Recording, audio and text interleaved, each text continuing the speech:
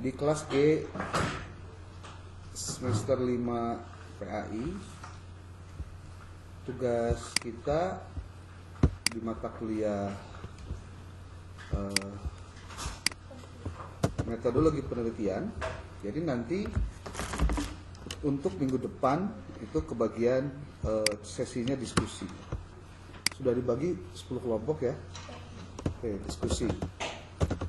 Teknik diskusinya seperti ini. Pertama, tiap kelompok itu membuat membuat tugas menyusun artikel, menyusun bahan diskusi dalam bentuk artikel jurnal. Ingat ya, ada artikel, ada jurnal. Kalau artikel itu naskahnya, kalau jurnal itu rumahnya, kalau majalah itu majalahnya. Kalau artikel itu tema-tema yang dibahas di dalam jurnal tersebut.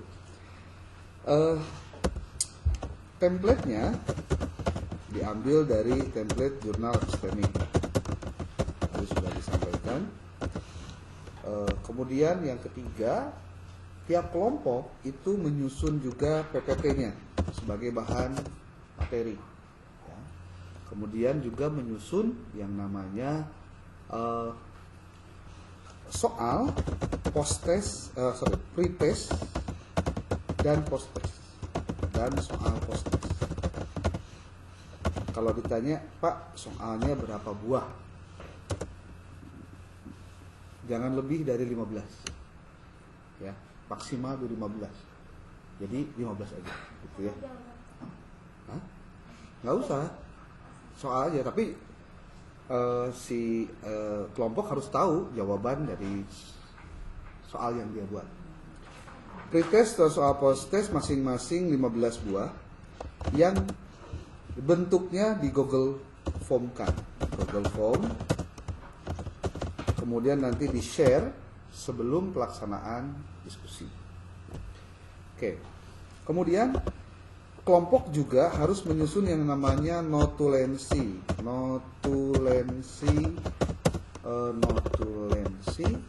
perkuliahan. Kalau bahasa saya sih namanya BAP. BAP itu berita acara perkuliahan. BAP, berita acara perkuliahan. Nanti saya jelaskan. PPT itu isinya harus mencakup, pertama ada cover depan, pasti harus ada. Lalu ada tujuan Anda itu apa sih menyampaikan sesi itu. Jangan sampai tidak dituliskan tujuannya. Target mahasiswa diskusi Anda itu untuk apa gitu ya. Ketika tujuan, kemudian ada daftar isi. Satu slide isinya daftar isi. Minimal Anda jelaskan apa aja daftar isi dari apa yang akan Anda sampaikan itu.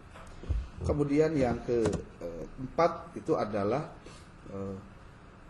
langsung di tema yang dibahas. Tema yang dibahas itu Anda diwajibkan untuk melakukan penulisan yang sifatnya lebih simple, karena PowerPoint berarti kekuatannya ada di poinnya, bukan di narasinya. Jadi jangan sampai posisinya mengkopas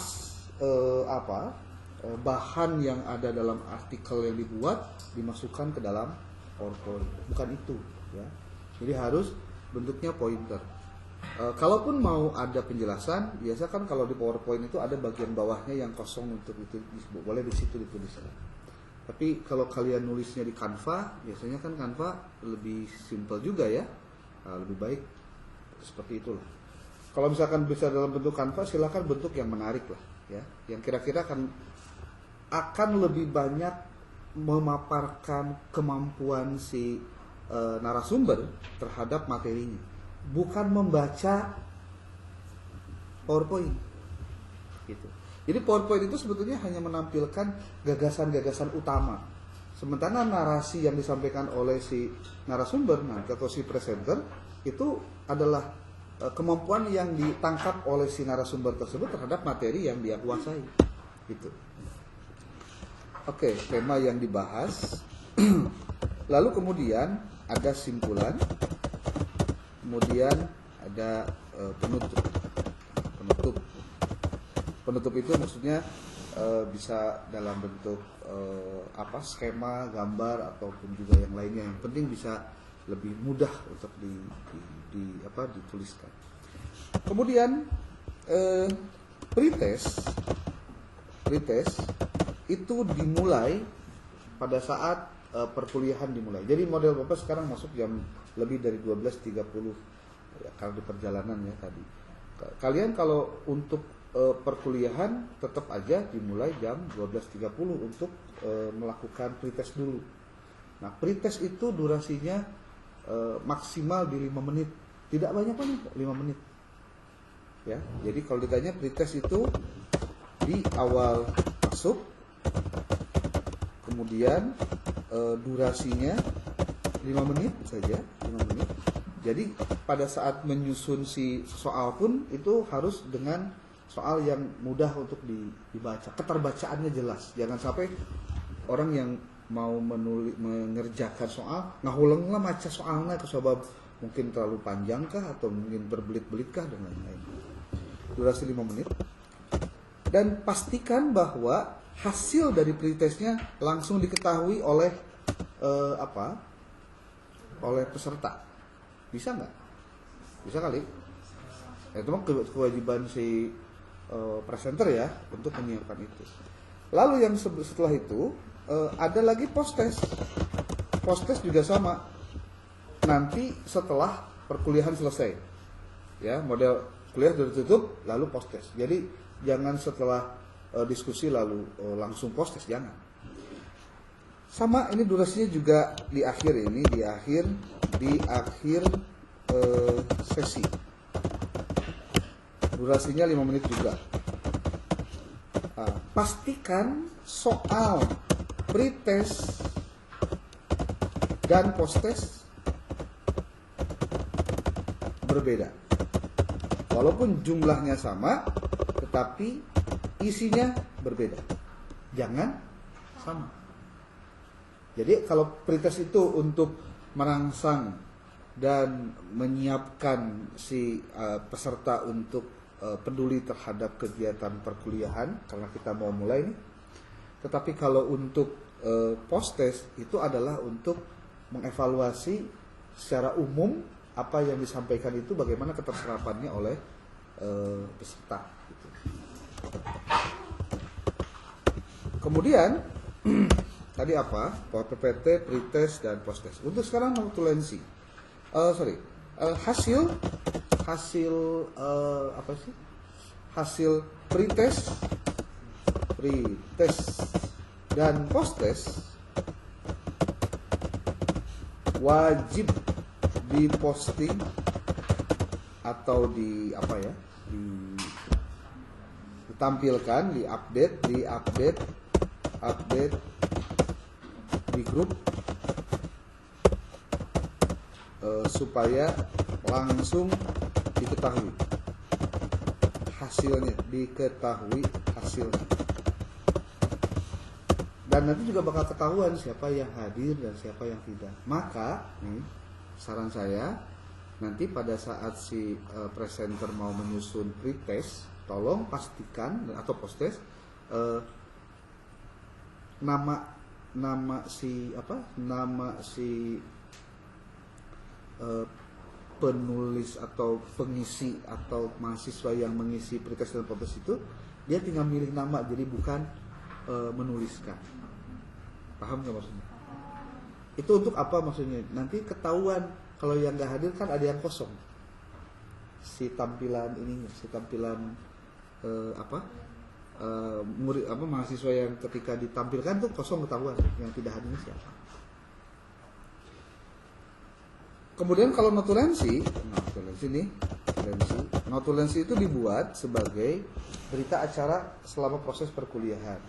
Di situ harus sebutkan siapa, pastilah identitasnya ditulis ya.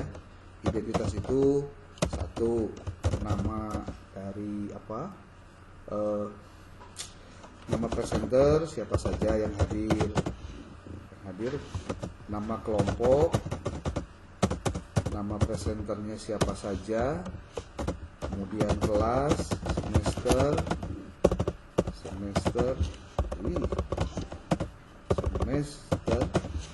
lalu ada lagi hari, tanggal, ruang, nama mata kuliah, kemudian judul apa? Judul diskusi, judul artikel aja. Judul artikelnya apa? Tulis. Oke. Kemudian tuliskan yang pokok-pokok bahasan. Tidak terlalu banyak, pointer-pointernya aja. Kira-kira apa yang dibahas. Lalu siapa yang bertanya, lalu apa yang ditanyakan, lalu siapa yang menjawab, kemudian apa jawabannya.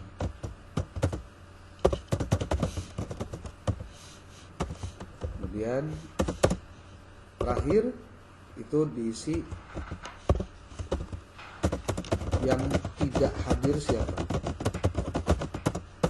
Tidak usah ditulis nama yang hadir, yang tidaknya saja siapa. Kemudian alasannya apa? Tidak hadiran, alasan absennya apa? Notulensi isinya kurang lebih itu aja. Paling selembar atau 2 lembar lah, paling biasanya 2 lembar.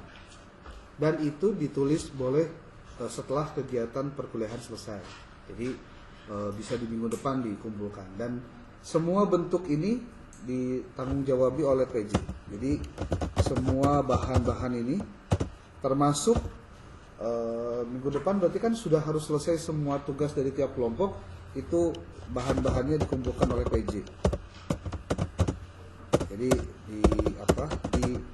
dimuarakan lah di PJ. Gitu. Nah, termasuk jika untuk karena proses ada yang mengerjakan yang menjawab soal itu, ada mau dikumpulkan untuk di paraf contohnya, itu silahkan disimpan di depan. Kalau lagi offline ya, simpan di depan. Jadi Bapak pas datang, pas lagi presentasi Bapak tinggal marah-marah doang gitu. Jadi tidak harus nunggu nanti siapa dulu jadi review kayak gitu. Nah, untuk minggu depan dipastikan karena rencana Bapak kemungkinan online, berarti di minggu depannya lagi tolong oleh PJ disusun berdasarkan bab gitu. Jadi contoh yang kebetulan bab 1 yang bukunya Muri Yusuf sebundul. Jadi per bab itu gitu. Supaya nanti kalau pasti bagikan nanti teman-teman bisa nyusunnya lagi. Karena beres nanti selama 15 atau 16 kali pertemuan di ujung, semua bahan Anda itu Anda kumpulkan, dijilid sing rapi. Dengan catatan nanti ada evaluasi terhadap kelengkapan administrasi. Contoh, apakah semua bab dia kerjakan? Kalau tidak, berarti kan ketahuan. Kalau misalkan di bab berapa dia tidak mengerjakan, jadi ada checklist dulu, self supervised, disupervisi oleh diri sendiri. Oke tuh. Ada pertanyaan dulu boleh?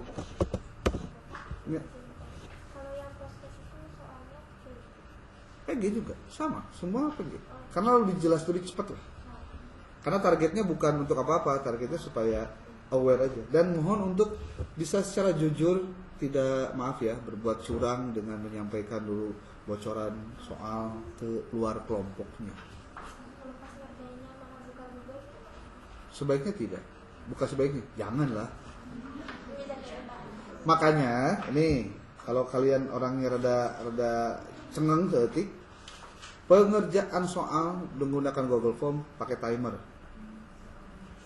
Lebih dari waktu itu sudah lewat. Jadi nggak ada lagi bawa bacaan untuk, apalagi nanti ketahuan juga kalau misalkan ngerjakannya dia submit jawabannya di menit keberapa. Nah itu juga kan ketahuan. Gimana? Kebayang tuh? Nutu kebayang ngacung. Ulah pura-pura kebayang tapi tak kebayang. Gimana?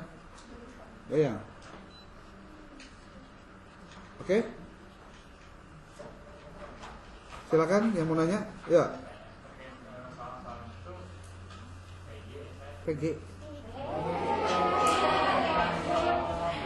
15 itu PG semua. Optionnya 5. Ya. Oke.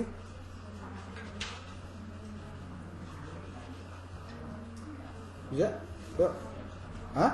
Oh, kirain mau nanya. Yuk, ada lagi. Gimana? Ya. Kan terkait itu presentasi. Kan kata bapak itu PPT-nya kayak poin-poinnya aja. Ya. Kita itu biar kita tuh paham itu Ya. materinya antara simateri. Pokoknya tentang pembahasan yang kita bahas. Berarti nggak boleh lihat HP ya. Ya janganlah. Ngapain lihat HP? Iya. Janganlah. Justru kelemahan mahasiswa Gen Z teh Kak sebenarnya tidak mampu untuk secara diri sendiri punya PD gitu loh. Jadi selalu mos handphone gitu. Jangan lah. Ya. Sudah. Oke. Oh iya. Maaf, yang poin nomor 10 itu semua bahan maksudnya apa Pak? Iya maksudnya bahan-bahan itu maksudnya gini. PPT-nya, kemudian soal hasil pretest dan posttest, artikelnya dan notulensinya nanti dikumpul di PJ. Begitu. Semua dipercepat. Atau ulah nyebut bahan atau disilir. Naonnya? Semua tugas itulah. Ya iyalah supaya saya mah nggak usah lagi print out ini mah. Print out mah nya ini mending kene dipakai bakso. Iya. Oh betul. Memang betul. Pas saya lagi berat mau ke atas, cangkel. Simpan di langit.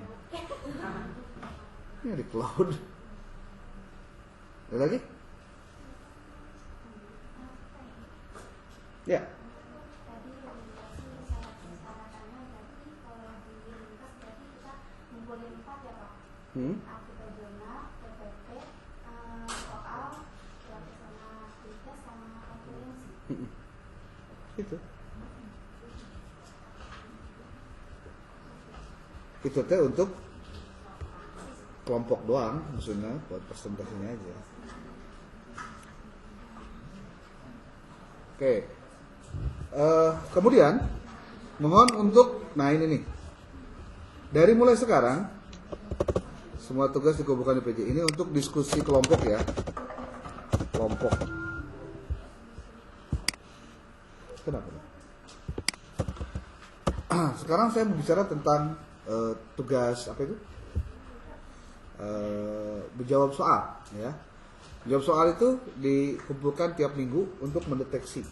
Kalau misalkan Pak, saya nggak bisa minggu sekarang karena ada sesuatu, minggu depan saya mau gabung G2 boleh? Boleh. Pak, kayaknya saya nggak bisa dari sekarang. Nanti aja di akhir gimana Pak? Boleh. Tapi saya kasih tahu, kalau di akhir semua pasti ada yang tidak terkumpulkan. Saya jamin. Kalau mau yuk, mau potong kuping kucing? Ya. Karena nu ngaranna wegah, males. Ya udah. Wassalam tuh. Kayak sekarang nih. Timingnya sama ya. Di pertemuan ketiga apa ngomong nih. Kita lihat nanti di ujung apa kerjain semua atau tidak. Mau taruhan? Karena ini adalah ujian ketekunan. Bukan persoalan beres ngejaga atau tidak, bukan. Ujian ketekunan. Buat yang tekun, mau baca, mau belajar, mau meluangkan waktu untuk sekedar membaca, kemudian memberikan catatan-catatan terhadap persoalan atau soal-soal soal itu, pasti bisa. Dan 2 buku, kalian tuh di zaman 2024, 2 buku. Saya dulu kuliah dengan Pak Hamdani, panggilnya masih ada nggak ya? Saya lupa. Filsafat ilmu dulu tahun 96. Udah ada belum? Belum ya? Tahun 96 belajar di mata kuliah filsafat ilmu 6 buku, bayangin. Bukan menulis jawaban, tapi membuat resume. 6 buku. Dan yang lolos tidak lebih dari 10 orang di akhir. Tapi Edun itu 6 buku dibaca semua. Dia sih gak peduli, Anda mau ngerjain mau enggak itu urusan Anda. Masalah nilai mah urusan gimana proses. Kalau Anda lakukan prosesnya benar, ya masa sih? Ya. Oke. Nah, untuk masalah PPT itu nanti jumlahnya jangan terlalu banyak juga lah, ya. 15 atau 18 silahkan.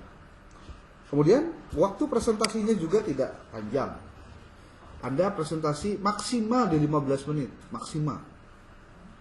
Jangan lebih dari 15 menit. Tolong PJ ingatkan kalau misalkan lebih dari 15 menit ya. Woi, lebih teuing. 15 menit. Jangan lebih dari 15 menit untuk presentasi. Dan harus diperbanyak Jadi kalau misal nih kita berikan timer waktu ya. Waktu kita tuh berapa? 12.30 sampai pukul 15.00. Kalau kemudian dimulai dari 12.31 lah sampai dengan 12.36, itu adalah pretest. Selesai 12.36 sampai 12, anggap saja ini prepare buat mau respon bangku lah naon gitu-gitu. 38 ini adalah preparing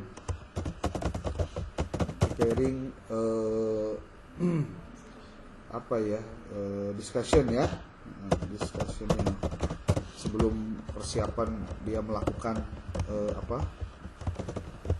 Nah, kemudian di 12.38 sampai 15 menit berapa berarti? 12.52 3. Ini adalah diskusi. Diskusinya ya, diskusi. Paparan dari presenter.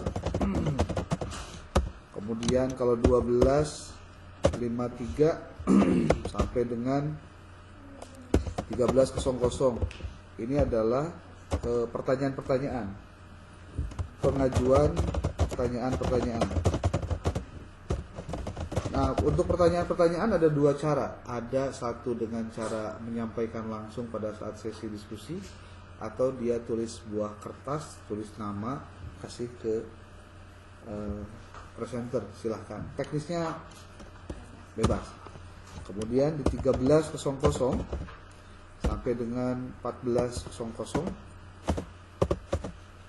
itu adalah tanya jawab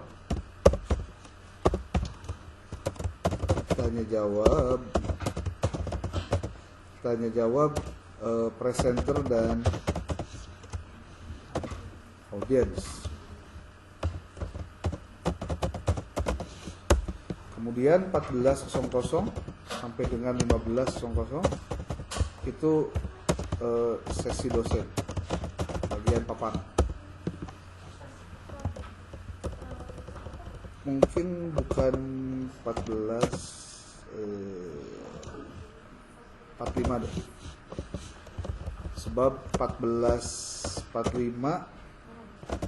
sampai 15 itu adalah post test dan closing dari presenter.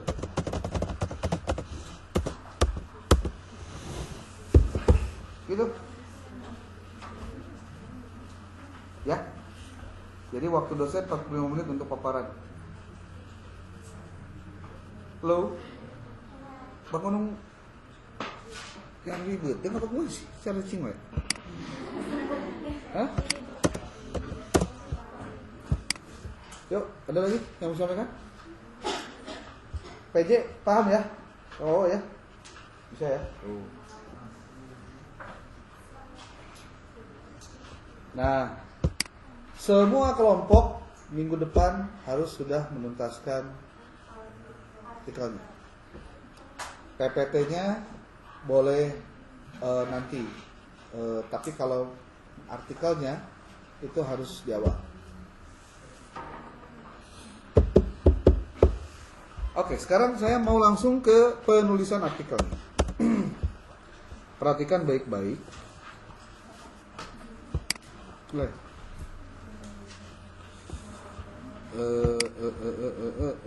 Jurnal.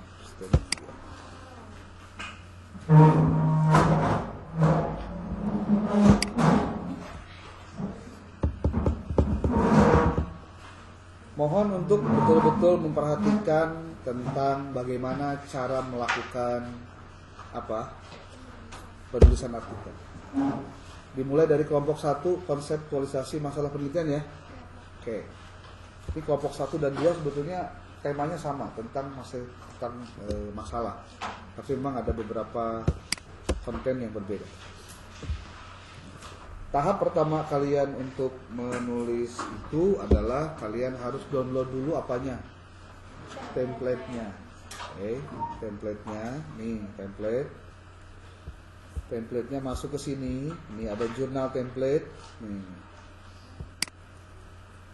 Jurnal template. Kemudian nanti kalian masuk ke Google Drive. Lalu setelah itu lakukan download Filewood-nya.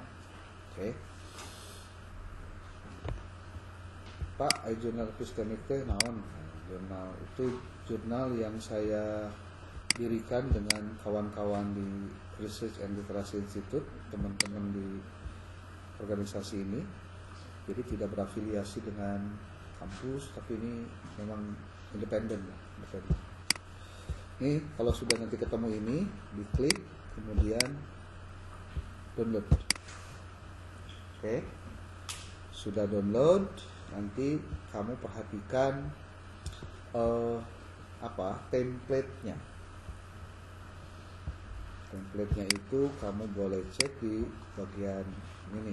Nah, ini ada ini ya. Nih. Ini template jurnal epistemik. Kalian buka. Nah, di sini ada beberapa ketentuan, tapi ketentuannya mungkin akan kita sedikit ubah karena khawatir belum sesuai dengan harapan. Nih, di sini ada ketentuan penulisan artikelnya itu harus di bagian belakang ya, bagian belakang dulu. Tulis sejumlah referensi yang dikutip dan benar-benar ditulis atau dikutip dalam teks dari sumber primer. 70% dari jurnal ilmiah, 30% dari sumber pendukung lainnya. Kutipan dengan teks menggunakan style apa yang 7 ya, 7 edition. Menggunakan referensi manajer Mendeley atau Zotero boleh. Ya. Pernah dengar Zotero? Belum. Disusun berdasarkan jenis sumbernya, buku terjemahan, artikel jurnal, sumber elektronik, publikasi web, dan seterusnya. Nah, ini ada nih penjelasan. Kalau menggunakan reference manager, ketika ini di blog, ini ketahuan nih ada warna hitamnya. Ini berarti dia menggunakan reference manager. Beda dengan menggunakan Mendeley reference, dia tidak tampil ngeblok begitu, tapi ada seperti dikotakan gitu. Ini saya tidak dulu pakai. Syarat komponen yang harus ada dalam sebuah referensi: nama autor, tahun, judul naskah, nama publisher, alamat digital dari naskah tersebut, bisa doi atau link PDF-nya. Nanti saya jelaskan satu-satu. Untuk artikel jurnal, cari dan dapatkan dari yang terindeks Scopus. bisa dari Science Direct atau dari Scopus.com, dan Sinta ambil di garuda.kemdikbud.go.id. Jenis hurufnya Cambria 12 spasi 1.15. Jangan dulu dibaca deh, ini mah mesti riuh ya. Oke. Kemudian di sini ada tentang penulisannya. Nah, mohon disesuaikan penulisan dengan template ini. Pertama, judul artikelnya itu maksimal 14 kata, Cambria 16, tebal, kapital, rata tengah. Nama penulis di sini berikan angka 1, 2, 3 tanpa gelar.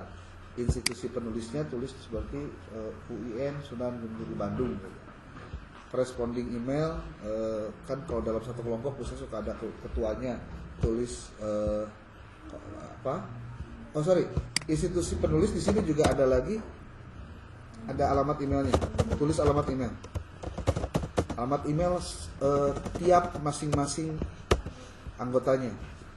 Nanti kalau kemudian corresponding email, kamu tulis aja dulu lagi kok penulis yang menjadi ketua kelompoknya lah. Gitu. Kemudian nomor handphone satu saja yang bisa dihubungi. Itu. Kemudian di sini ada abstrak.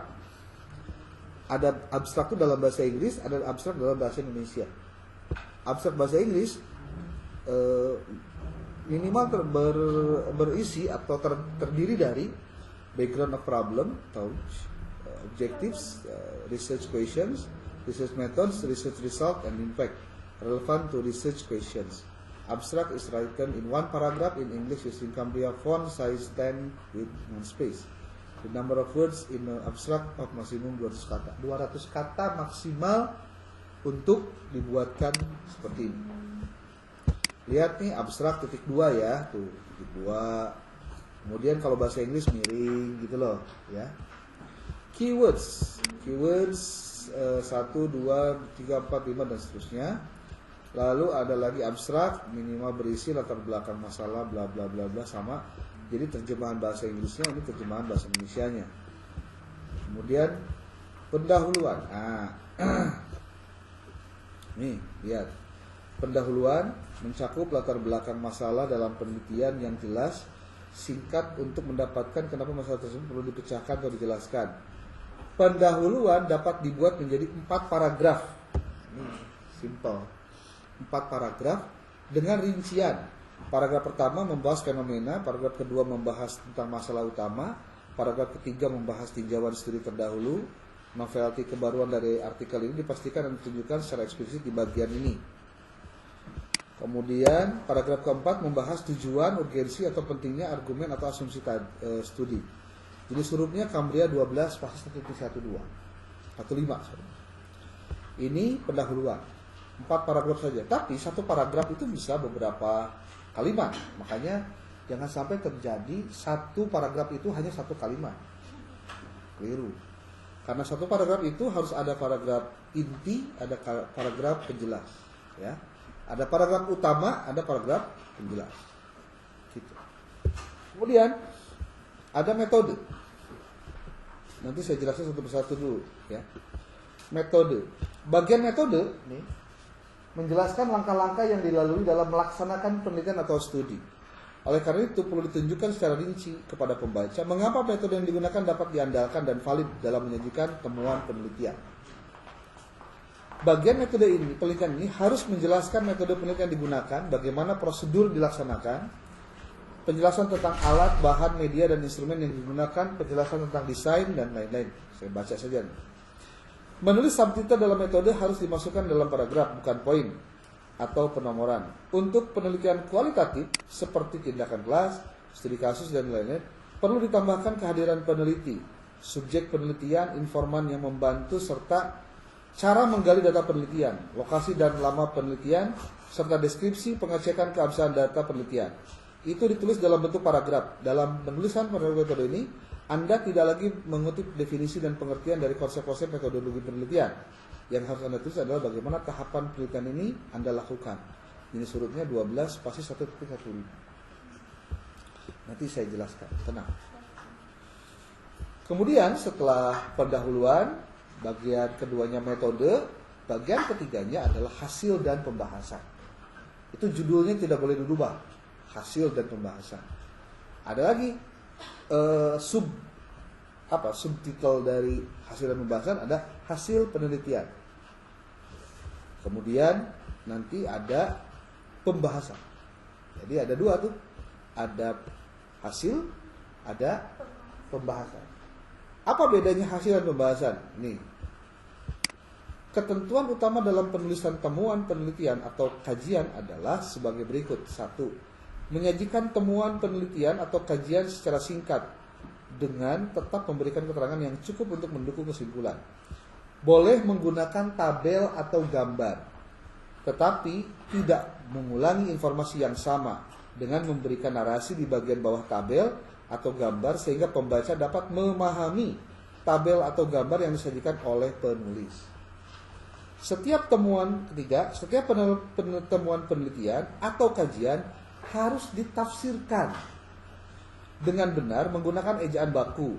Proses analisis data seperti perhitungan statistik atau proses pengujian hipotesis tidak perlu disajikan. Hanya hasil analisis dan hasil pengujian hipotesis yang perlu dilaporkan. Kalau kalian kan tidak ada analisis statistiknya, karena ini bicaranya bukan research lapangan untuk mengambil data dengan menyebarkan angket, bukan. Ya. Tabel atau grafik dapat digunakan oleh penulis untuk menggambarkan hasil penelitian atau kajian yang ditemukan secara lisan dengan memberikan narasi atau komentar pada bagian bawah tabel atau gambar dengan mengacu pada hasil penelitian sebelumnya yang terdapat dalam jurnal ilmiah bereputasi baik internasional maupun nasional. Ini ada bab penulisannya seperti ini. Semua gambar dan tabel harus dipusatkan dan diberi nomor secara berurutan. Tabel 1, tabel 2, gambar 1, gambar 2. Dan ketika dituliskan di dalam naskahnya, jangan sampai ada kalimat begini. Penjelasan terkait hal tersebut dapat dilihat pada tabel di bawah ini. Nah, itu keliru. Harusnya, kalau tabelnya itu 1.1, maka tulisannya berdasarkan paparan di atas, maka dapat disimpulkan dalam tabel 1, data disimpulkan dalam tabel 1 di bawah ini. Ketika tabelnya sudah ditulis, di bawahnya disebutkan lagi. Berdasarkan tabel 1 di atas, menjelaskan bahwa bla bla bla. Jadi jangan sampai berdasarkan tabel di atas. Tabel di atas tabel mana? Lamun itu pakai keterangan angka 1, 2, 3 dan seterusnya. Termasuk juga gambar. Nah, cara menulis tabel, hati-hati, itu harus hanya bagian yang horizontalnya saja, yang vertikalnya tidak usah pakai garis. Coba dilihat itu. Ya. Tapi ini kalau di print nggak ada. Ya? Nggak ada. Ini kan hanya garis pembantu aja sih spelling. Kemudian tuliskan sumbernya dari mana. Kalau misalkan sumbernya diolah oleh peneliti atau oleh penulis, ditulis di sini. Sekarang contoh penyajian gambar. Ini gambarnya, ini gambar 1 titik. Di sini gambarnya 12, di sininya 12 juga sama. Sumbernya apa? Tuliskan di sini. Tulis. Ya. Kemudian gambar. Gambar. Pembahasan. Kok jadi gambar? Pembahasan. Ini pembahasan nih. Pembahasan adalah jawaban dari gap dan masalah yang dikaji berdasarkan tujuan penelitian. Bagian pembahasan itu bertujuan untuk apa sih? Nah, ini.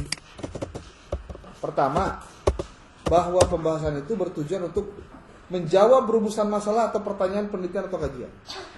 Jadi, semua judul Anda itu harus ada rumusan masalahnya. Pak, berapa buah? Ya, jangan banyak-banyak lah. Bisa 3, bisa 4, bisa 5. Jangan lebih dari 5. Yang kemudian, yang 5 buah ini, itulah yang kemudian dijelaskan dalam temuan, dijelaskan juga dalam pembahasan. Tuh. Yang kedua, menunjukkan bagaimana temuan diperoleh atau ditemukan. Yang ketiga, menafsirkan temuan. Jadi di dalam pembahasan itu ada menafsirkan temuan. Lalu yang keempat, menghubungkan temuan penelitian atau studi dengan struktur pengetahuan yang mapan. Jadi ada teori yang dikutip. Memunculkan teori atau modifikasi baru terhadap teori yang sudah ada dengan membandingkan hasil penelitian sebelumnya yang telah dipublikasikan di jurnal bereputasi. Lalu yang keenam, menganalisis temuan dengan menunjukkan kelebihan kekurangan sejalan atau bertentangan dengan teori atau riset terdahulu. Dalam menjawab rumusan masalah atau pertanyaan penelitian, hasil penelitian harus disimpulkan secara eksplisit mengenai penelitian sebelumnya. Ingat, eksplisit itu artinya apa? Eksplisit maksudnya apa? Terang benderang, jadi kudu yakin ketulis ayat jelas, eksplisit. Kalau implisit, hidden.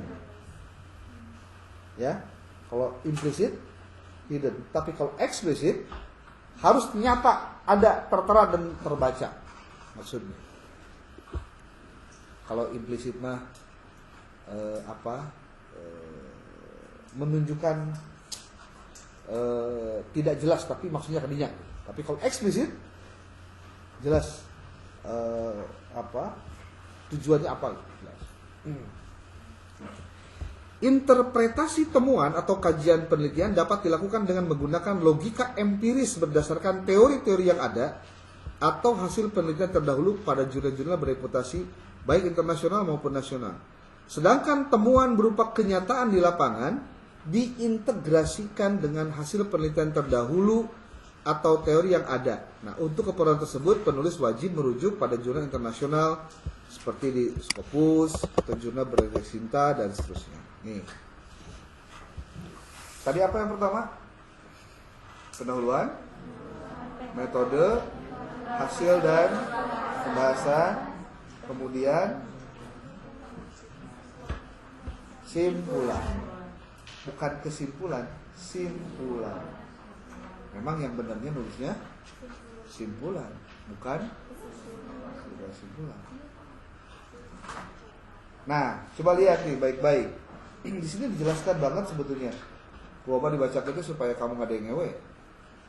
Simpulan bukan ringkasan pembahasan. Simpulan ditulis dengan ringkas dan jelas berdasarkan hasil penelitian. Kemudian jelaskan konsekuensi logisnya dalam pengembangan sains, teoretis, atau praktis pendidikan. Tuliskan, apakah temuan riset ini membantah atau memperkuat temuan sebelumnya. Penulis juga dapat menambahkan prospek pengembangan hasil penelitian atau kajian, serta bagaimana implikasi lebih lanjut akan prospek penelitian atau penelitian lebih lanjut. Jelaskan, apakah temuan riset ini dapat memberikan kontribusi terhadap literatur dan pengetahuan di bidang tertentu. Simpulan tidak diidentasi, tidak dipointer, tapi dalam bentuk paragraf. Artinya tidak begini. Berdasarkan paparan di atas, maka simpulan dari artikel ini adalah sebagai berikut. 1, bla bla bla, 2, bla. Itu nggak boleh. Jadi tidak diidentasi, tidak dipointer, tapi dinarasikan dalam bentuk paragraf. Nanti bentuknya seperti apa nanti kita lihat. Nah, sekarang pertanyaannya, Pak, apa saja yang harus saya mulai dalam penulisan artikel ini? Kalian boleh lihat di sini. Jadi penulisan artikel itu, penulisan naskah artikel, paling tidak kamu bagi menjadi 3. Tahap pertama adalah tahap persiapan. Yang kedua adalah tahap menulis. Tahap ketiga adalah editing dan proofread. Penutup lah maksudnya nih. Persiapan dan penutup. Proses maksudnya. Proses. Oke. Ini 3 tahapan nih kalau mau nulis nih, langkah-langkahnya. Bapak kasih tahu supaya kalian ke mana-mana cara berpikirnya. Pertama, persiapan. Apa yang harus dilakukan oleh kalian? 1. Pastikan memahami. Nah, ini penting. Memahami. Apa tema, topik dari artikel yang akan dibuat? Nih, ini dulu nih. Contoh kelompok 1, judulnya tentang konseptualisasi masalah penelitian. Ih, naon sih teh tengarti? Pasti gitu awal-awal. Bagaimana cara kita untuk mendapatkan insight itu? Nanti dibahas. Pertama dulu deh, pastikan memahami apa tema topik artikel yang akan dibuat. Itu satu. Yang kedua, menyusun sebetulnya menyusun bagian apa saja yang harus dibahas.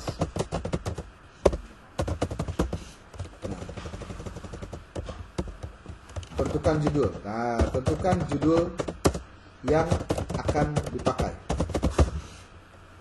Kemudian menyusun bagian apa saja yang harus dibahas dari judul tersebut. Kemudian yang keempat,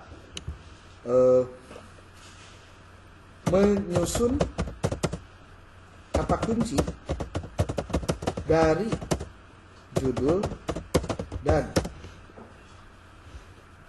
ini maksudnya akan menjadi rumusan masalah. Menyusun kata kunci dari judul yang dibahas atau dari judul atau bagian yang akan dibahas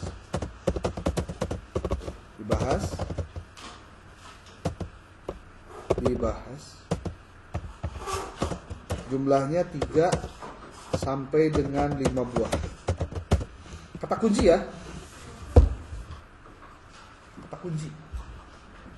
Kata kunci itu bisa satu kata, bisa frase kata atau kata-kata frase, 2 kata jadi satu. Seperti berpikir logis, kan bisa berpikir bisa logis, tapi bisa jadi berpikir logis itu jadi satu kata yang menjadi kata kunci. Contoh. Kemudian di persiapan setelah menyusun kata kunci, mencari bahan referensi yang disesuaikan dengan ini nih. Pertama, tema topik dari artikel dengan tema topik atau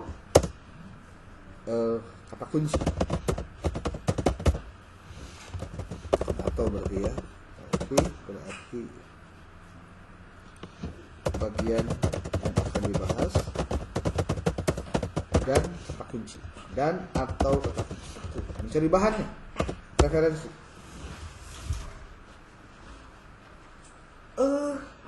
Bisa gunakan AI untuk berdiskusi tentang tema-tema tersebut, tema dan bagian yang akan dibahas.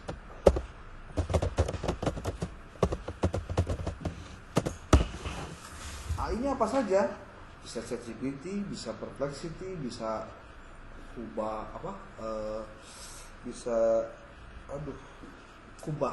namanya itu? Itu ada di Ensiklopedia Ahmad Fauzi, ada dijelaskan. Dia posting lagi hari ini yang terbaru. AI bisa digunakan untuk berdiskusi tentang tema dan bagian yang akan dibahas. Kemudian di sini lupa nih menyusun bagian apa sih yang harus dibahas, masalah dan judul. Ini maksudnya judul, bukan judul, dengan tujuan penulisan. Karena intinya rumusan masalah dengan tujuan penulisan kan sama-sama kayak. Ya, betul nggak? Apa yang ditulis di tujuan itulah yang dibahas dalam artikel.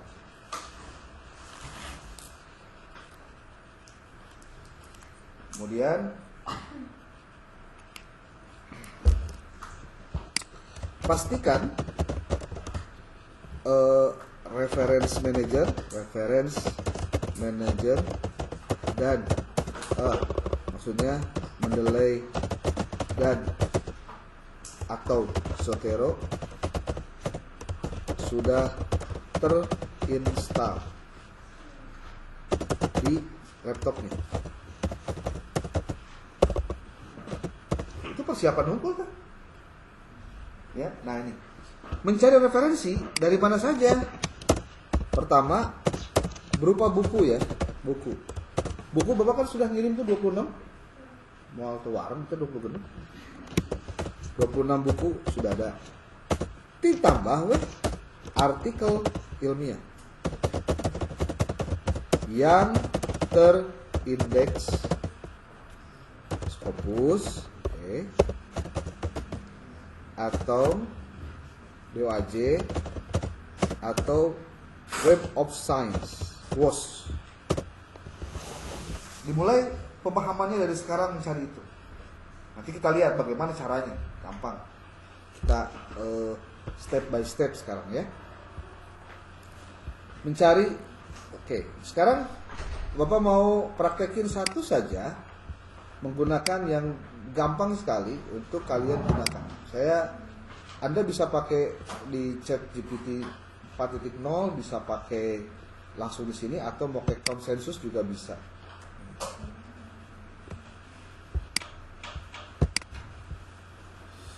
Kalau pakai ChatGPT unggul, yang penting 4.0 pasti bisa.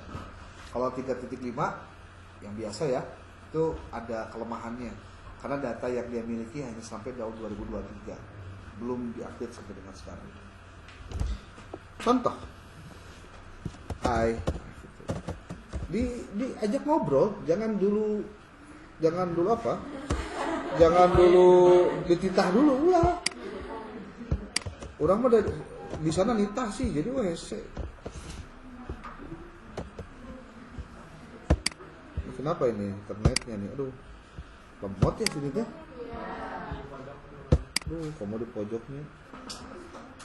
Enakan Kumaha tuh?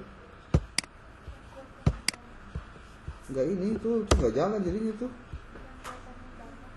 Siapa? Oh, kuota banyak. Ini juga banyak sih ada. Coba kita cek deh.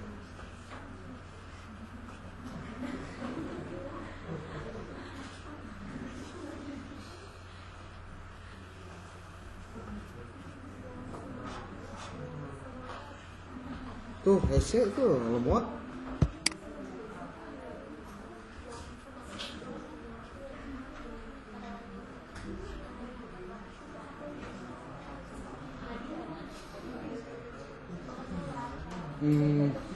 Tuh malah wifi ininya nggak ada. Ya, hilang ya. Masih tuh komplain kayak apa kayak gitu. Hah? Udah pernah ngomong ke siapa? Kusioner. Oh ada. Udah di ini. Ada nggak linknya coba? Atau harus buka di salam? Sebelum saya praktek, kan suruh ngisi kuesioner dulu. Oh. Coba nih. Jadi kesel itu. Payah weh. Tolong mas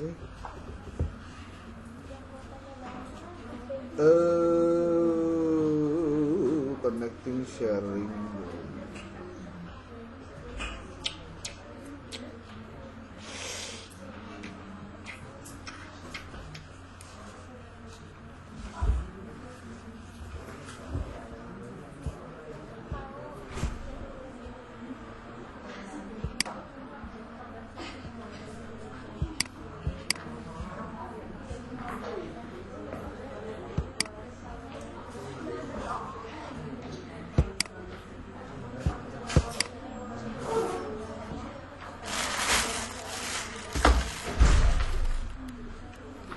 Coba colokin kemana nih?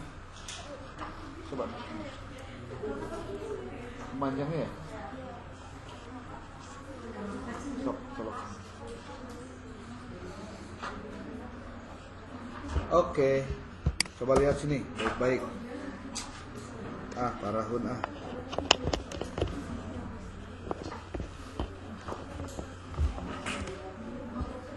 Oke, saya akan gunakan pakai ChatGPT deh, ya.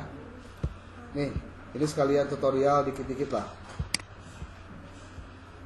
Konsensus bagus kalau Anda mau pakai. Berarti kalau misalkan saya tulis hai, dijawab nggak ya?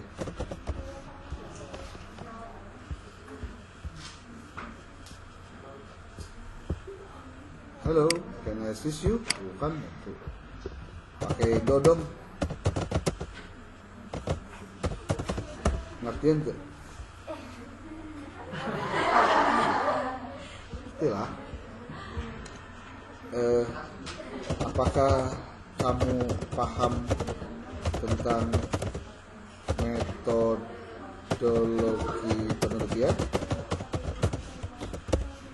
Jadi diarahkan dulu cara data yang begitu banyaknya itu pada skup-skup yang sederhana gitu. Saya paham dan penelitian mencakup berbagai pendekatan karena memiliki perspektif spesifik tentang itu. Kamu pintar ya?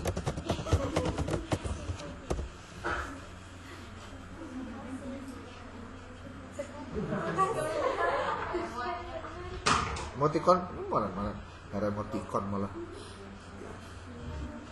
Oke deh. Ini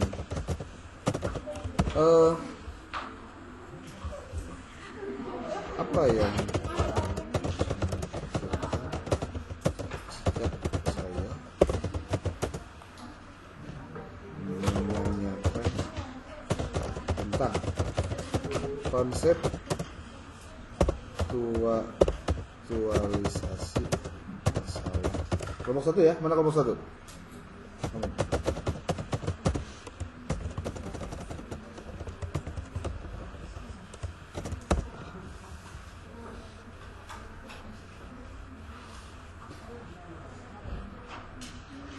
Tuh, IET ini yang kita sebut dengan bagaimana mencari identifikasi masalah. Yang identifikasi masalah itu nanti akan menjadi rumusan masalah yang akan kita jelaskan di dalam artikel kita. Jika Anda menanyakan tentang konseptualisasi dalam penelitian, saya berpikir bahwa Anda ingin memahami bagaimana peneliti mendefinisikan dan mengklarifikasi masalah yang menjadi fokus penelitian mereka.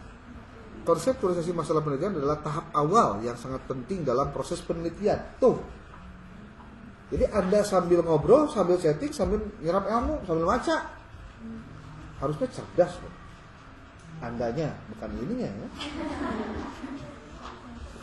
Mengidentifikasi masalah penelitian bla bla bla bla tuh.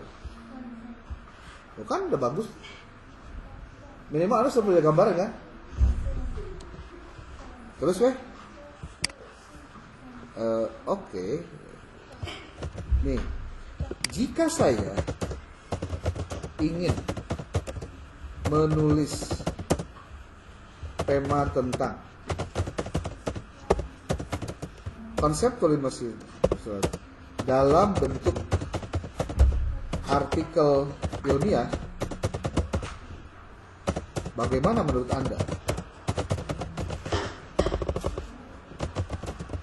Dibiasakan tanya dulu, ngobrol, jangan langsung minta kamu pesugihan lo lah langsung minta bonghar gitu maksudnya. Ya. Tuh. Biar menulis artikel ilmiah tentang konseptualisasi masalah penelitian adalah ide yang sangat bagus. Karena tema ini merupakan bagian penting dari metodologi penelitian dan relevan bagi banyak peneliti, akademisi, dan mahasiswa yang ingin memahami bagaimana merumuskan dan mengembangkan masalah penelitian dengan baik. Berikut ini adalah beberapa saran untuk membantu Anda menyusun artikel ilmiah ini. Tuh dijelasin. Pendahuluan, jelasin ini. Latar belakang teori, jelaskan ya. Konseptualisasi masalah penelitian, langkah-langkahnya tuh. Ini sudah masuk isi sebetulnya. Sudah masuk isi. Sekali lagi ya. Kita belum mencari referensi-referensi, masih bertanya ChatGPT. Konsensus ini, tuh. Diskusikan kesalahan yang terjadi, kesimpulan, referensi, tips tambahan, gunakan penjelasan. Karek tuh kurang teh asupkan ya tah template ini. Kalau saya suka begitu. Template di ini di copy. Kan orang kudu menyesuaikan ini ya. Nih. Asupkan. Anda harus tahu dulu. Nih. Asupkan nggak dia? Mohon dong buatkan pendahuluan tentang konseptualisasi masalah penelitian dengan mengutip, ingat ya, mengutip referensi yang relevan, autentik,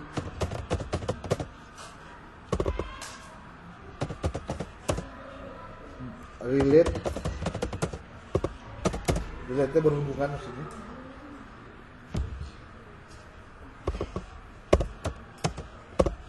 menggunakan apa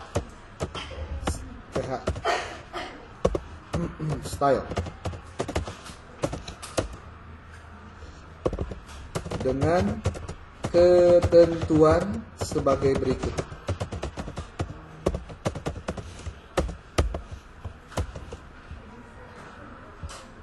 Tuh, dibuatkan 4 paragraf, bentuknya seperti ini. Nanti dibuat dulu 4 paragrafnya itu harus bagaimana. Nanti paragrafnya bisa dikembangkan. Coba kita lihat. Tuh, boom, tuh. Ini belum tentu benar ini referensinya. Hati-hati ya. Kalau ChatGPT apapun, hati-hati. Tuh. Dalam dunia penelitian, salah satu tantangan terbesar yang dihadapi oleh peneliti adalah bagaimana mendefinisikan dan mengklarifikasi. Ini langsung masalah yang dibahas loh. Top banget ya. Tuh. Berbagai studi penelitian. Tujuan artikel ini untuk memberikan panduan lebih komprehensif mengenai proses konseptualisasi dengan menekankan pentingnya langkah ini. Sudah selesai itu. Ini asupkan ke mana?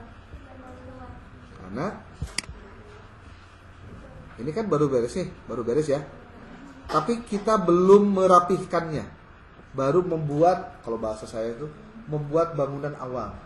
Untuk dikembangkan, untuk direvisi, untuk diperbaiki, dan lain-lain. Kita copy, Ctrl C, masukkan ke dalam template.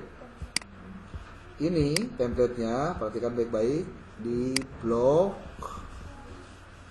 Ctrl, klik kanan, nih ada A. Oke. Klik A, text only, tuh. Ini sudah nulis pendahuluan dengan benar. Ini bagusnya sih disimpan di halaman kedua, insert, simpan break, page break. Tuh, disimpan di sini. Tuh, beres. Tapi ini belum kita pakai apa? Referensi. Kalaupun ini dari Google benar apa enggak, kita nggak tahu. Saya khawatir salah.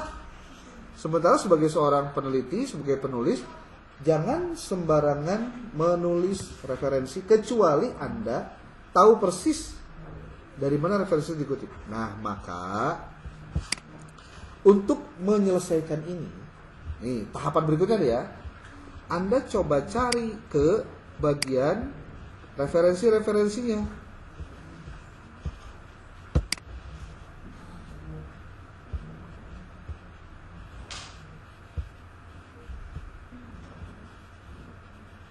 Nih, buku Medlit.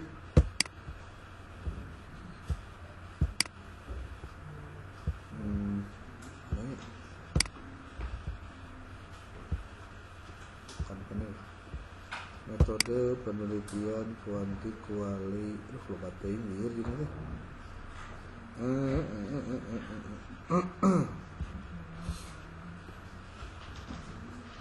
Nah, ini buku untuk kuliah. Contoh, Anda mau mengutip buku dari bukunya Sally Schumacher. Yuk cari tentang problem, research problem. Masuk ke sini.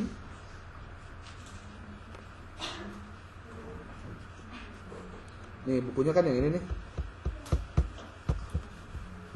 Setiap kali penulis research penelitian itu pasti ngebahas dulu tentang masalah. Makanya nanti lihat di dalam ini ada, tuh lihat. Research design framing, research problem, question and hypothesis tuh. Membahas apa? Masalah. Tuh.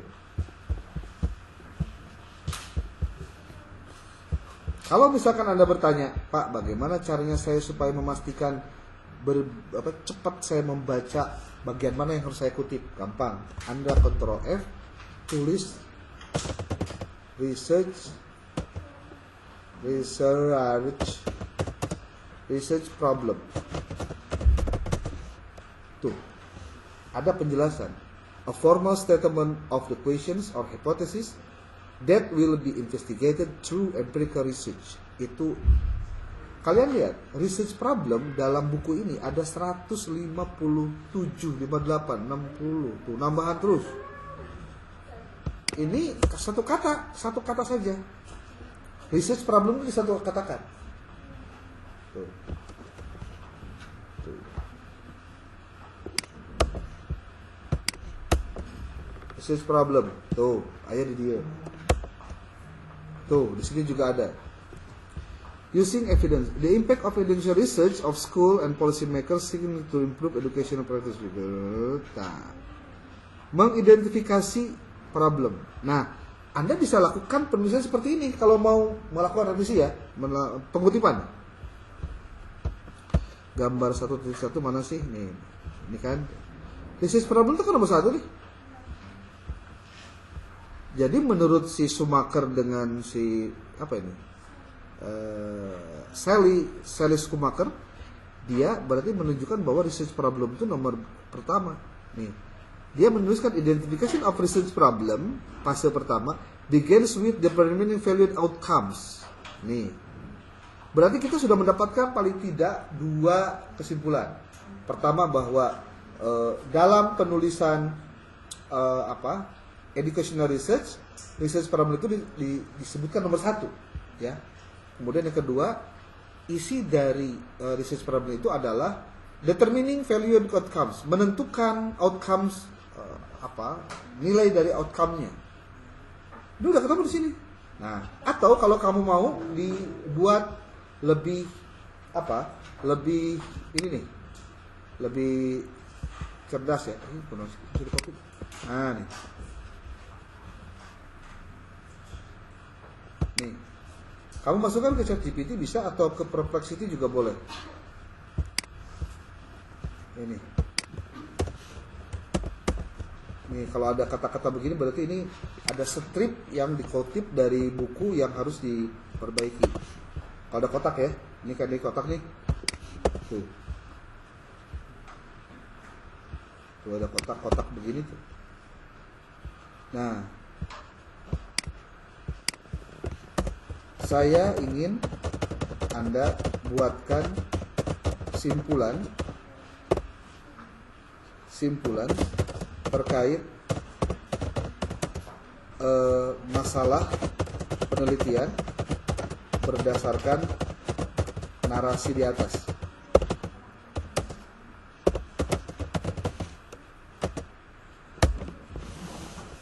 Nanti dia akan buatkan simpulannya. Nah, nanti yang dikutip itu simpulannya. Selesai.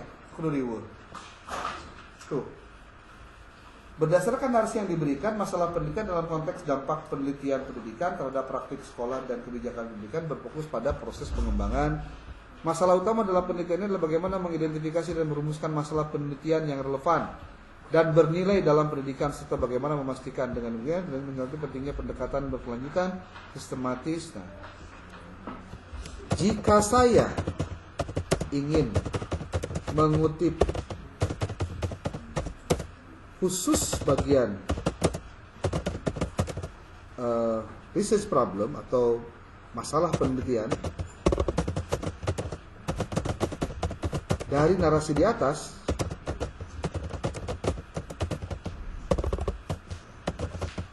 apa saja yang bisa dikutip?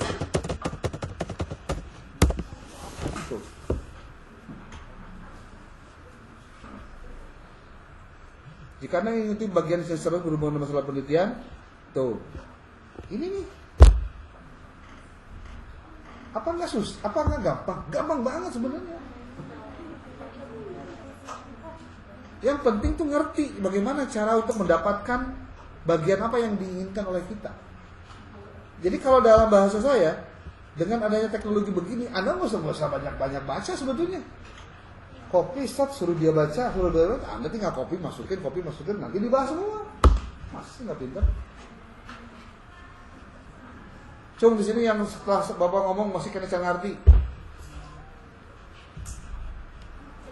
Kema kakak kelasnya kudu pakai wudunya.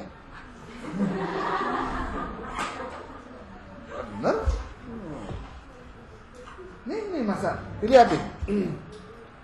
Jika Anda ingin mengutip bagian yang secara khusus berhubungan dengan masalah penelitian dari narasi di atas, Anda dapat fokus pada kalimat-kalimat yang menjelaskan sumber, tantangan, dan proses yang berkaitan identifikasi dan perumusan masalah penelitian. Ini yang Anda kutip nanti ketika nulis apa? Artikel untuk mengutip dari buku ini. Tuh. Ini yang Bapak sebut, nih, perhatikan baik-baik ya. Syarat mengutip sitasi atau syarat mengutip atau melakukan sitasi dari sumber apapun itu 4. 1, harus mengutip yang relevan.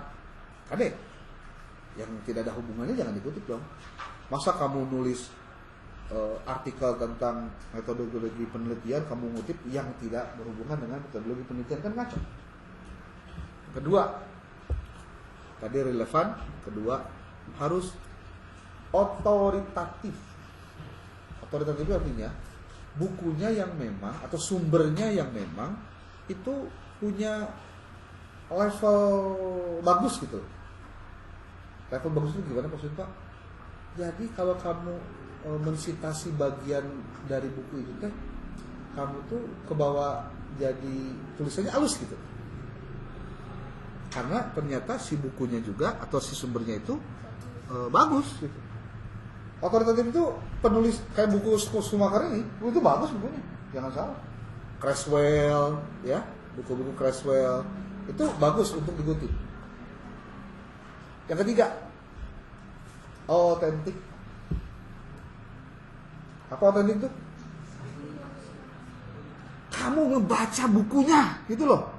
Kamu buka bukunya, lihat bukunya, panona nempo sumber yang mau dikutipnya. Nanti terus. Hah? Jadi wah iya kejadian dia. Kamu ngambil dari artikel jurnal. Di artikel itu ada kutipan-kutipan. Ngerti tidak?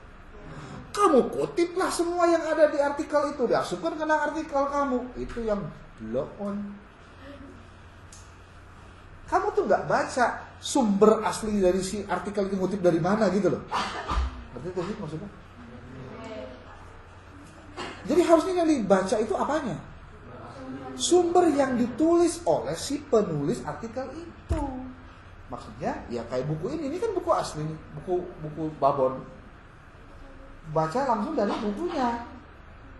Kalau kemudian buku ini dikutip oleh si A, kita ngutip buku si A-nya, artikel si A, pada si A juga ngutip dari sini, lah ngapain juga ngutip dari sono? Langsung aja ke sini.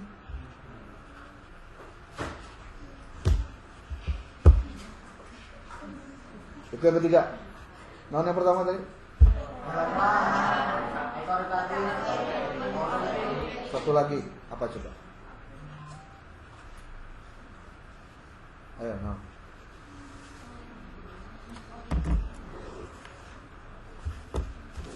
On.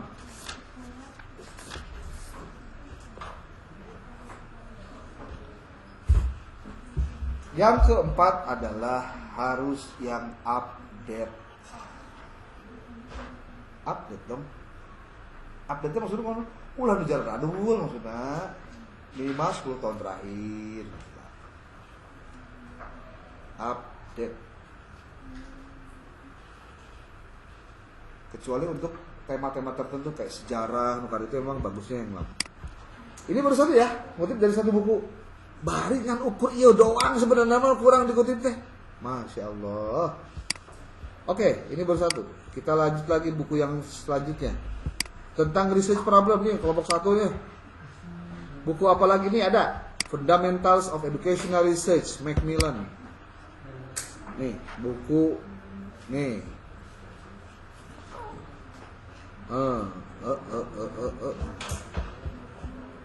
Ini bukunya lebih oke lagi nih. Macmillan, Fundamental Educational Research. Kita klik Research problem. Jadi kata kuncinya research problem dong. Nih, ada berapa tuh? Nambah terus 97, 136. Wah, hebat pisan. Nih, kita lihat nih. Nomor satunya itu research problem di sini. Oke. Ini bagus nih. The book covers fundamental principles in sequence found in research process, beginning with research problems and ending with conclusion. Berarti yang dibahas pertama research problem. Yang kedua nih, ketika ngebahas chapter 2, dia bahas juga research question, research problem. Kemudian ini yang kedua ya, ini ketiga, coba kita lihat. Tuh. Halo, kelompok 1. Tuh, ada bab khusus tentang research problems and questions. Fokusnya macam eta, gitu loh maksudnya. Tuh, chapter 3, halaman 47. Dan bukunya sudah dibagikan, coba ente. Main tambal. Doraka siapa nih? Ilmu mesti diberi dipakai ente. Ini ada Doraka tuh. Pernah disebut Doraka teh? Ku sabab kamu tidak memanfaatkan. Kajenting kita Bapak dibalikkan dewa tuh. Nih, research problem tuh lihat tuh. Qualitative and quantitative research from article format based on Creswell 2013. Dia menyebutkan nih kalau di dalam research problem tuh ada di mana posisinya.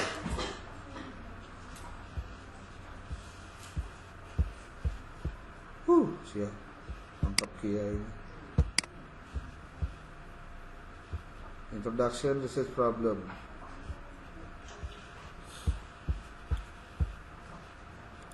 Dia mau bilang di artikel jurnal ini. Coba kita lihat lagi research problem di mana lagi? Di halaman 47 tadi ya, membahas 47.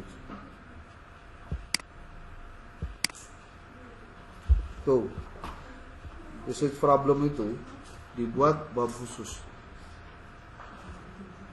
Ada nih.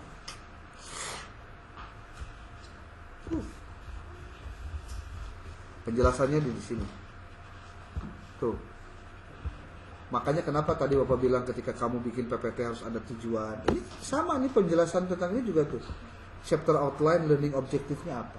Tujuan pembelajarannya apa? Supaya tahu bahwa apa yang kita kerjakan itu sesuai dengan tujuan yang mau kita garap. The research problem provides the context for why a study is important. Kenapa sih? Itu bicara research problem itu di situ. Kamu nanti ketika mau melaksanakan skripsian, bikin proposal skripsi, pertanyaan pertamanya gitu, kenapa sih kamu mau meneliti itu? Dan why-nya itu adalah research problem. Nanti kamu cari di sini tuh. Context, purpose, significance, contribution to professional literature, contribution to practice. Tuh. Gak ngerti, tanya ke ChatGPT. Maksudnya naon sih ini teh? Tolong jelasin dong. Kamu kan pintar gitu. Wah, jelasin aja. Dia jadi ini ngerti sendiri kok. Mau ketika ChatGPT ngebully kamu, nanya aja, dasar bodoh mahasiswa teh. Enggak, bakal malah gitu kan. Tuh. The purpose tah. Kemudian tuh, the purpose of tuh. Dia berikan contoh-contohnya. The purpose of the study too, the aim of current. Ini nama-nama lain dari research problems. The research problem can also be framed in equations like most problem statements. These tend to be located at the beginning of the article of report. Prior to the review of literature, for example, what is the relationship between school culture and student achievement? Ini research problem ini. Masalah itu apa sih? Gitu. Nah, Pak, saya pengen kayak tadi Pak. Gimana caranya supaya saya bisa nyusun ini, bisa saya kutip nih? Apa? Si cerita naskah ini bisa saya kutip. Gampang kok. Nih, perhatikan baik-baik.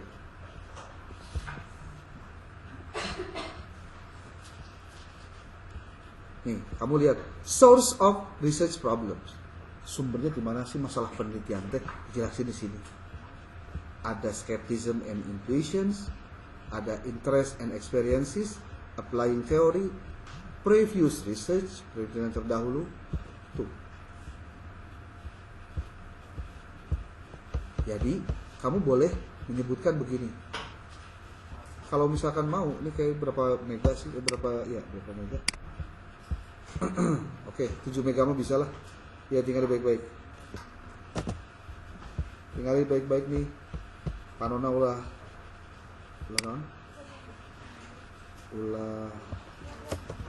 ngicet. Fundamentals of Educational ya. Saya akan nih.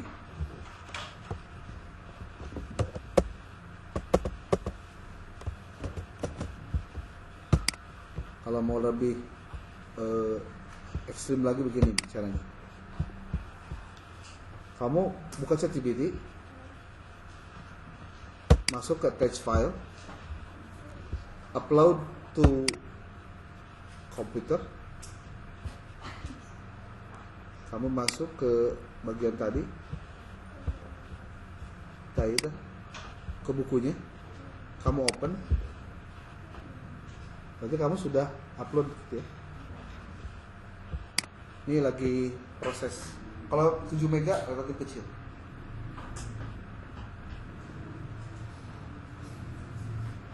Ini cara cepat. Ini kalau misalkan gagal, itu kalau tidak karena internetnya, atau mungkin si ini terlalu besar kapasitas. Biasanya kan kalau yang ke GPT itu dia hanya berlaku 4 untuk yang lengkap sekali. Setelah itunya biasa ngarang raco tuh jawabannya, nggak tuh terlalu kontennya terlalu betul. Ini lihat ini besar nih. Ini belum bisa dimaksimalkan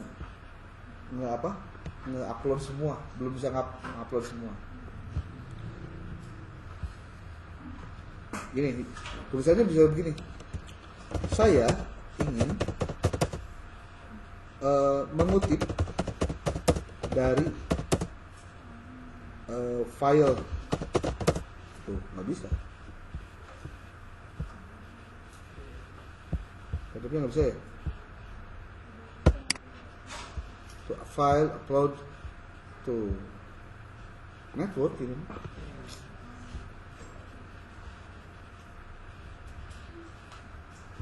Ini pakai punya saya pakai Oppo ini.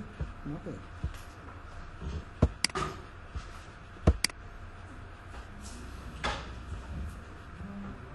Atau kalau mau Anda lebih ekstrim lagi, si buku itu dibagi per bab, tapi liar pasti. Kenapa? Karena banyak banget yang harus dibagi. Karena babnya banyak. Saya ingin mengutip dari file di atas khusus tentang research problem.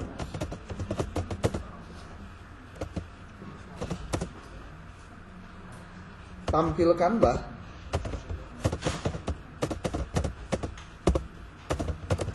konsep atau ide penting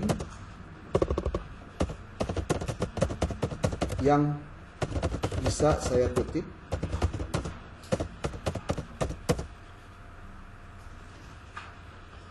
disertai halaman buku tersebut. Ini kalau nggak bisa, ini cirinya ininya nih, internetnya.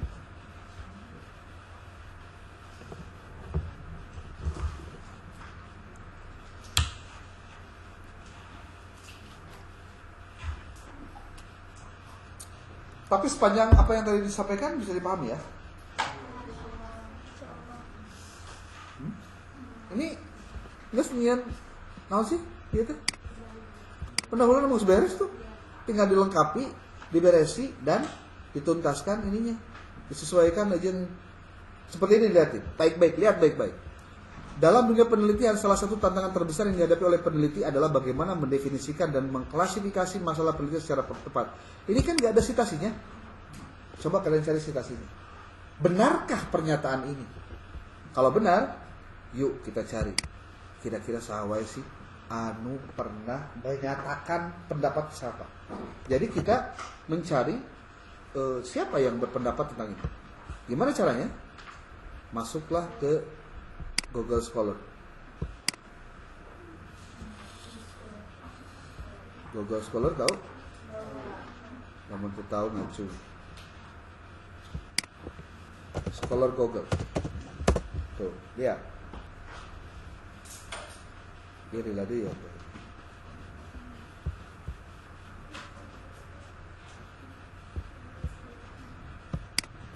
Scholar Google. Masukkan kalimat yang tadi, nanti lihat. Adakah referensi-referensi yang menyatakan hal yang sama? Kesel internetnya. Pun. Kalau yang kampus sudah bagus lagi belum?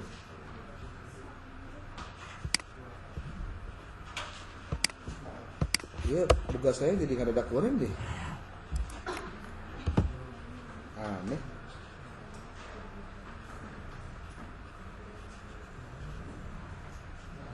Nih, tuh, ya. Set. Aduh, kalau ini sih.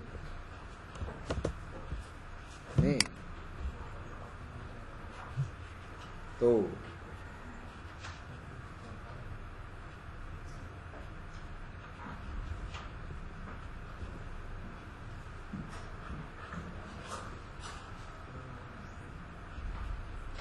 Kalau ternyata sulit untuk mendapatkan yang sama persis, gampang.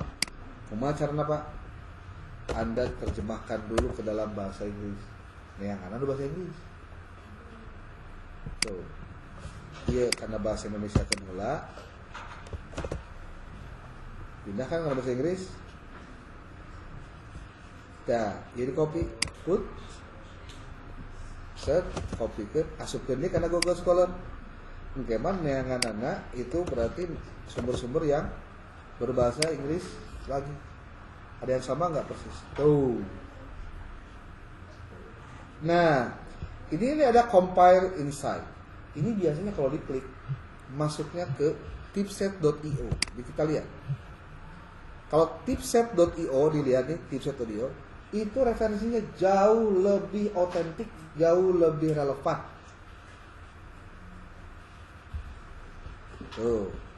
Ada 5 jawaban paper yang relate dengan apa yang dimaksud oleh si pertanyaan tadi. Tuh. Jadi kalau ditanya, Pak, susah cari yang bahasa Inggris mah, aku terjemahkan aku lewat bahasa Inggris itu. Kayaknya bakal muncul. Nih, lihat judul artikelnya. Research Culture Challenges Among Early Career Researchers. Tuh. Ini 2024, baru banget. Fresh from the open. Nih. Tuh lihat. The paper's title matches your query, but it doesn't address your specific questions. Memang iya. Tapi dalam penjelasannya ada. Nih kalau kalian buka tipset.io, ini tipset.io ini nih. Ini AI juga itu jauh lebih lengkap untuk mengidentifikasi naskah yang sesuai dengan apa yang kita inginkan. Tuh lihat. Judul artikel, Research Problems in Management Sciences, an Expository Approach. Identifying the formulating research problem is crucial in research. Tuh, tinggali. Di Jerman berarti bahasa kudu rada cerdas, Mengidentifikasi dan memformulasi masalah penelitian adalah crucial in research. Sarua teh jeung pernyataan tadi kira-kira. Ya, ari tadi mah kan pernyataanna iya. Dalam dunia penelitian, salah satu tantangan terbesar yang dihadapi oleh peneliti adalah bagaimana mendefinisikan dan mengklasifikasi masalah penelitian secara tepat. Ini kan kalimatnya. kita coba cari orang-orang yang berpendapat yang relate sama persis dengan ini, atau yang kira-kira nyambung jeung ieu. Yang ini nyambung nggak kira-kira nih yang tadi? Identifying and formulating research problem is crucial in research. Sama nggak? Berarti bisa di cita-cita? Bisa. Caranya kumaha citasi? Nih lihat. Cite. Tuh. Cuma sayangnya, ini sayangnya ya. Ternyata kalau di copy langsung dari sini, itu nulisnya tuh bener. Tinggal masa tahun dulu terus penulisnya ngaranna Gimana caranya supaya kita memperbaiki ini? Padahal ini sudah apa ya? Kamu copy aja dulu doinya. Nih. Lalu kamu Ctrl C, lalu masuklah doinya di sebutnya dipastekan di toolbar ini. Lalu nanti kamu cari apakah ada yang relate persis dengan ini. Tuh. Research problems in management sciences. Nah, ini kan naskahnya kan ini. Baru kamu masuk ke dalam naskahnya. Tuh. Berarti kamu sudah masuk ke dalam naskah yang benernya nih. Nih. Pak, dari sini juga boleh kali, bisa. Di sini bisa langsung kamu kutip juga langsung nih. Doinya langsung kamu klik kanan bisa langsung ke yang tadi dicari. Jadi tidak perlu lagi masuk ke Google, ke Yahoo atau ke apapun. Tuh, kan sadorake nih. RSI Internasional. Ini juga sama kan? Tuh. RSI Internasional tuh. Malah ini mah langsung ke bagian naskahnya. Tuh. Enggak usah lagi dibaca semua, dah enggak tadi kan terus dibaca lagi aina. Kamu tinggal untuk mensahkan referensinya teh bener. Nah, iya tuh. Gimana Pak caranya? Nih yang dimaksud dengan doi itu yang ini nih, ini doinya nih. Kalau doinya nggak ada, kamu bisa pakai link webnya, yang ini nih link webnya. Yang langsung ke dalam PDF-nya. Tuh, tinggalin. Tuh. Jadi gimana Pak? Tinggal tulis. Siapa nama penulisnya? Osademe Gloria Chinagozi. Oh iya. Iya penulisnya. Nah, kalau kamu menggunakan Mendeley, gimana caranya? Tulislah secara manual. Kalau tidak ada PDF-nya kan susah. Cuma di sini yang masih belum at home dengan Mendeley. Sudah. Maksudnya at home itu sudah terbiasa belum? Sok diajar. Mata kuliah Bapak teh lain mata kuliah metodologi research, tapi juga mata kuliah menulis, mata kuliah tentang citasi, bagaimana cara nyusun artikel. Itu kalau kamu lamun kamu pikir baik-baik, kamu menang combo berkali-kali kan? Kuliah kan? Ada materi-materi biasa. Nih lihat. Caranya kalau tidak ada PDF-nya, kamu pengen tulis si referensi tadi ke dalam Mendeley, caranya begini. Pertama, pastikan di Mendeley kamu harus ada folder yang khusus untuk materi kamu sendiri. Ya. Contohnya create folder tentang research. Nah, research Seareca. Research article. Ini contoh aja. Nih. Berarti kan ada nih. Ini kan kosong nih. Oke. Lalu klik kanan. Bukan klik kanan kita. Sorotannya di foldernya. Lalu di sini ada file, ada add file, ada add file, ada add folder, ada watch folder, ada add entry manually.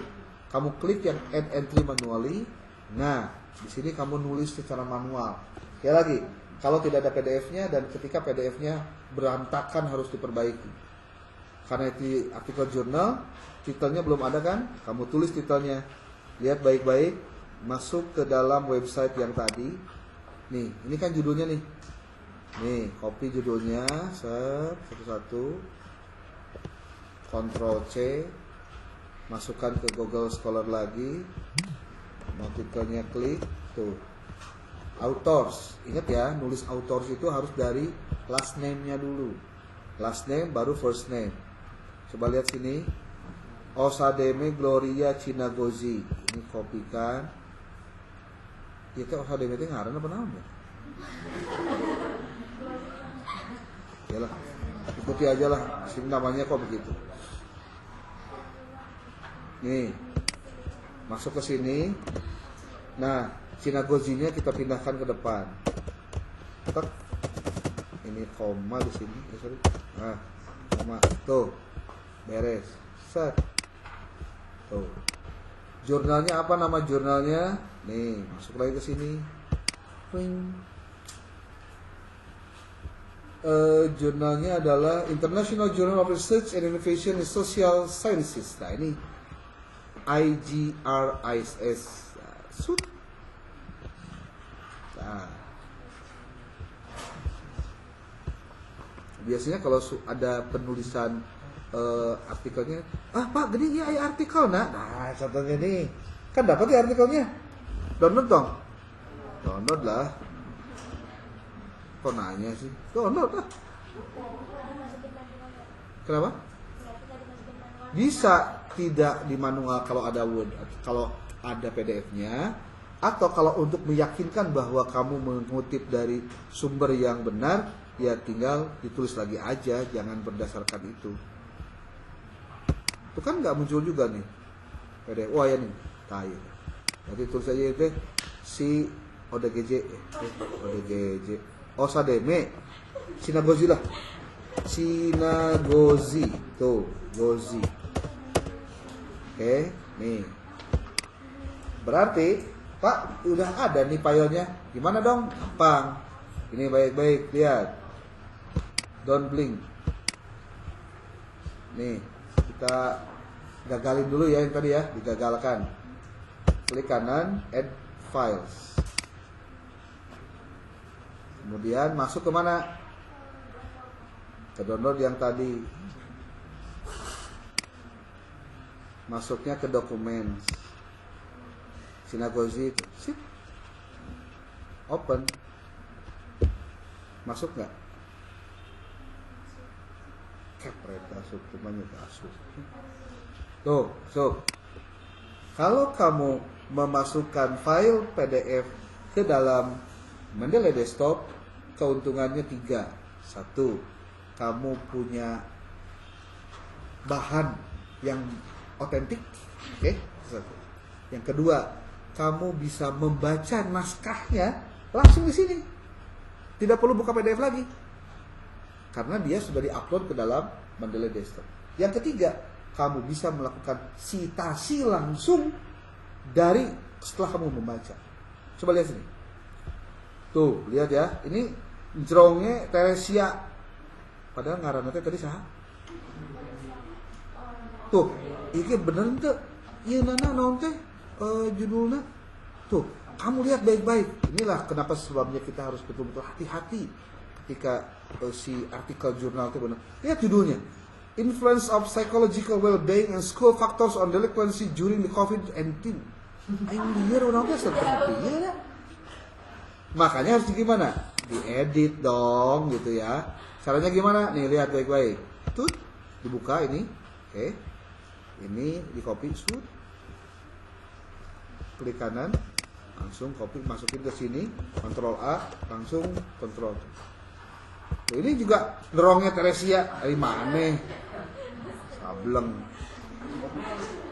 Ya, Osademe Chinagozi ya. Nih, ini yang kita sebut memperbaiki metadata. Nih. Chinagozi-nya pindahkan last name-nya ke depan. Tuh, nah. Jurnalnya jurnal apa? Ini international bla bla bla bla. Tuh. Kok itu bisa ya? Ini mah kudu pindah ke dia. Sebab terlalu iya ternyata. Pindahkan iya. Set. Jurnalnya iya. Tuh. Tahun berapa? 2023 benar. Volume 7 benar. Isunya 2542 isu. Salah nih, isunya harusnya 6. Tuh.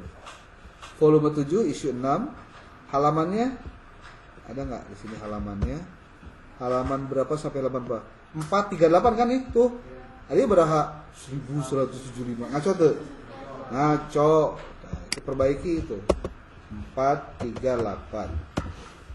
Kebenaran merek contohnya salah, jadi perbaikan KB. 450. Strip 450. Tuh. Ya abstrakna ganti. Pak, temakai abstrak tenaun. Tuh lihat.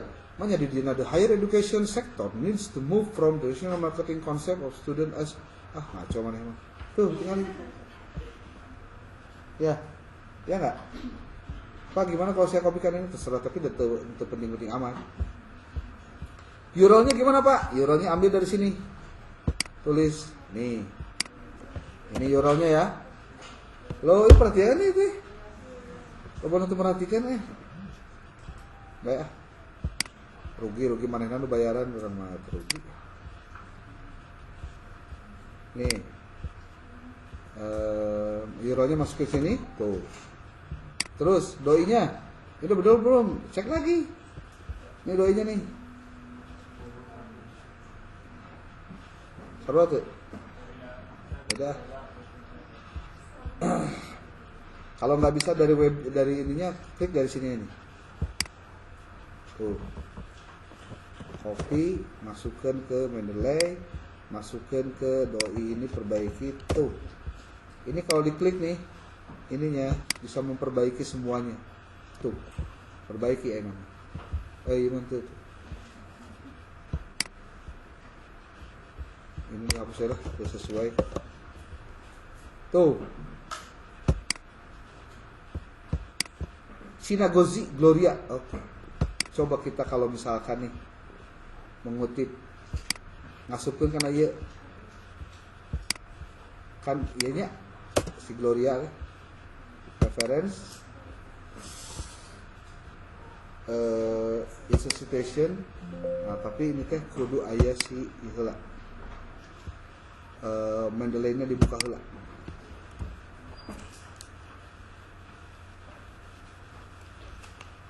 Kemudian pakai 7 edition, oke, use this style dan oke.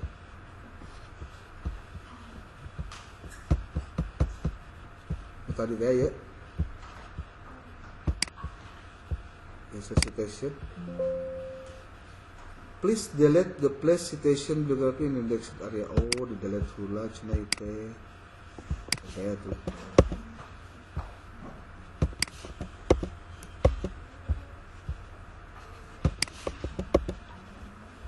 Oke, dah. Gloria. Tuh, ya.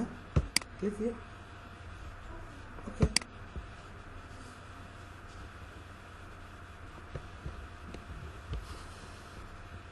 Ayo dari dia.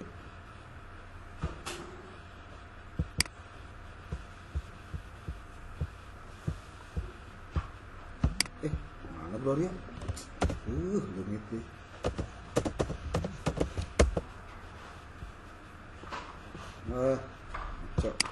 Ini dah. Balikan nih Gloria.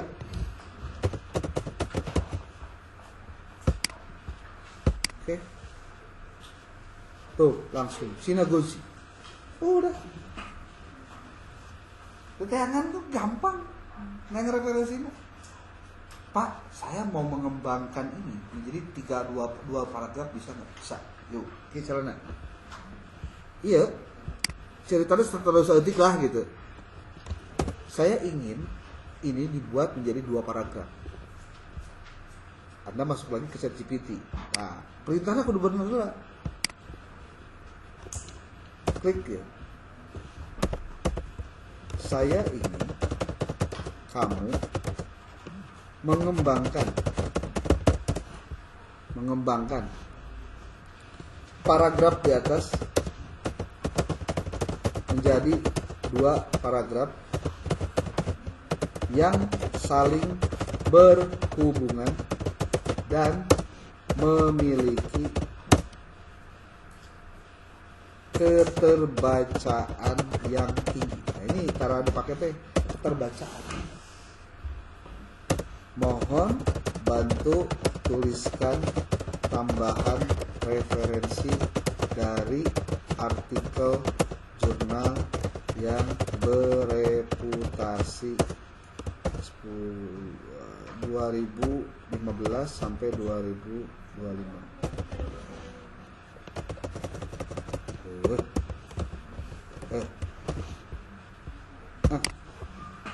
Kalimatnya tadi ini, coba kita lihat jawaban dia gimana ketika pengen dikembangin. Mikirlah internetnya acok.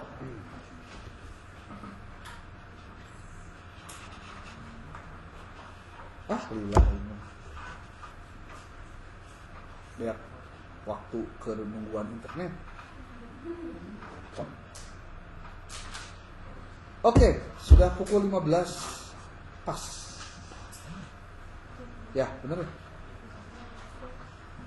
Saya duduk te keluar-luar ya tina diuk dia. Berarti 2 jam saya diuk di dia.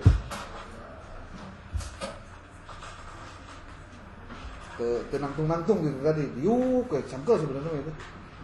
Saking ku pengen ngejelasin tentang ini ke kalian. Jadi bikin artikelnya begitu. Ya. Referensinya buku yang kemarin, cari buku-buku yang dari artikel jurnal yang lain juga bisa. Ini saya rekam, nanti saya masukkan ke YouTube, saya kirimkan linknya ke Anda buat dibuka lagi. 2 jam cukuplah waret. Coba saya cari dulu nih, gimana nyimpennya.